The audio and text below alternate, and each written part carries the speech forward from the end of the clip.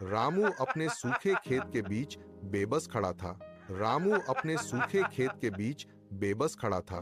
मिट्टी पत्थर जैसी सख्त हो चुकी थी। उसने पूरी ताकत से कुदाल चलाई, पर जमीन का एक टुकड़ा भी नहीं हिला। फसल काली पड़ चुकी थी। उसने अपनी खाली जेबें झाड़ी और भारी मन से घर की ओर चल दिया। घर पर पत्नी को आखिरी लकड़ी जलाते देख रामू ने गांव छोड़ दिया। अगले 3 महीने उसने तपती धूप में ईंटें ढोई। हर शाम वह अपनी मेहनत की कमाई को एक पुराने कपड़े में बांधता। जब सिक्कों की पोटली भारी हो गई तो वह उम्मीद लेकर वापस लौटा। उसने खेत में नया पंप लगाया।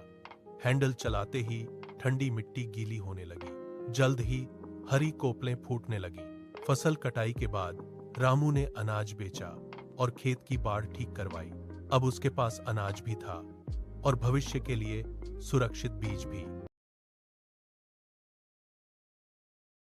रामू अपने सूखे खेत के बीच बेबस खड़ा था।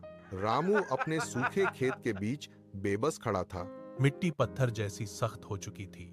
उसने पूरी ताकत से कुदाल चलाई, पर जमीन का एक टुकड़ा भी नहीं हिला। फसल काली पड़ चुकी थी। उसने अपनी खाली जेबें झाड़ी और भारी मन से घर की ओर चल दिया।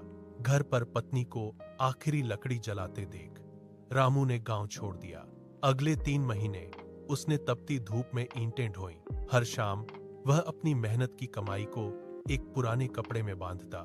जब सिक्कों की पोटली भारी हो गई तो वह उम्मीद लेकर वापस लौटा।